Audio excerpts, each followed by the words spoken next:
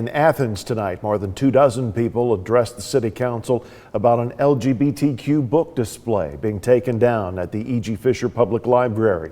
It was removed shortly after it was set up at the beginning of the month. Local 3's Abigail Martin attended the meeting. She joins us with this story. Abigail? The display included books like Queer Heroes and Ready When You Are, which describes a homosexual relationship between two boys. Mayor Stephen Sherlin and Vice Mayor Larry Eaton says citizens approached them, asking for the display to be removed. An official may not use or attempt to use his position to secure any privilege for himself or others. Citing city code, Will Houston questions whether the council acted ethically when they decided to have the display removed.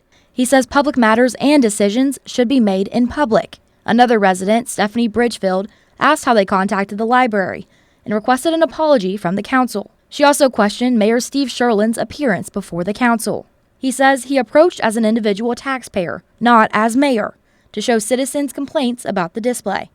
If you are coming to a board saying that you are representing complaints, you are coming as the mayor, and I strongly feel that way.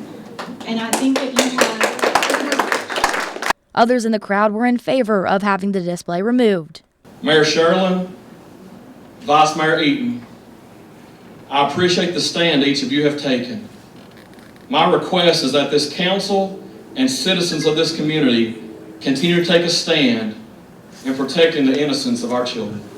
Travis Torbett says some are too accepting of the availability of information. He says while sexual misconduct is evident through generations, he believes it should not be accepted within the community. Jeff Scott agrees, saying the books contain pornographic material. Keep our children out of it. Amen. That is my term. Mayor, I'm requesting. I realize everybody has a choice. I realize you may have to leave them on the bookshelves and anybody can check them out that so chooses. But I do not want that displayed in front of my children.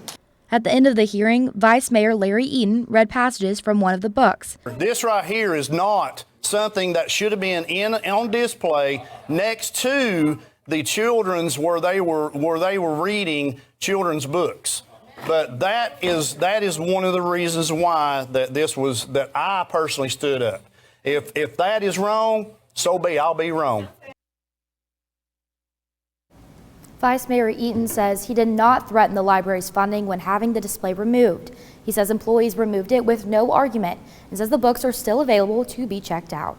Reporting live in studio, I'm Abigail Martin, Local 3 News.